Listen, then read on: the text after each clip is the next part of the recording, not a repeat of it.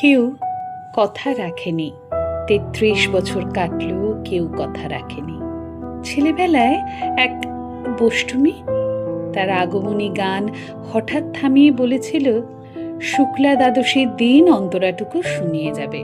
তারপর কত চন্দ্রভূক অমাবস্যা চলে গেল, কিন্তু সেই বষ্টমী আর এলো না।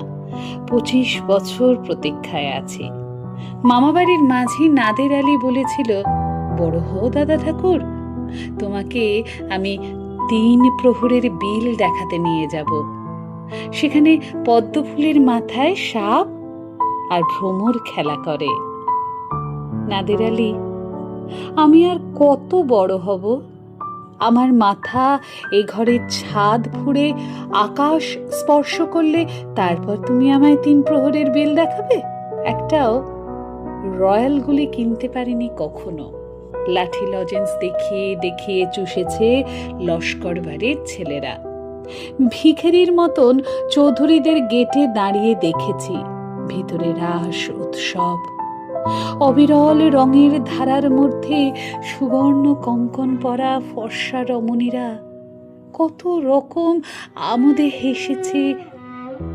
আমার দিকে তারা ফিরেও চায়নি। বাবা আমার কাঁধ ছুঁয়ে বলেছিলেন, দেখিস একদিন আমরাও। বাবা এখন অন্ধ, আমাদের দেখা হয়নি কিছুই। সেই রয়্যালগুলি, সেই লাঠি লজেন্স, সেই রাস উৎসব আমায় কেউ ফিরিয়ে দেবে না। বুকের মধ্যে সুগন্ধি রুমাল রেখে বরুণা বলেছিল, যেদিন আমায় সত্যিকারের ভালোবাসবে সেদিন আমার বুকেও এরকম আতরের গন্ধ হবে। ভালোবাসার জন্য আমি হাতের মুঠোয় প্রাণ নিয়েছি। দুরন্ত ষাঁড়ের চোখে বেঁধেছি লাল কাপড়। বিশ্ব সংসার তন্ন তন্ন করে খুঁজে এনেছি ১০৮টা নীল পদ্ম। তবুও কথা রাখেনি বরুণা। এখন তার বুকে শুধুই মাংসের গন্ধ।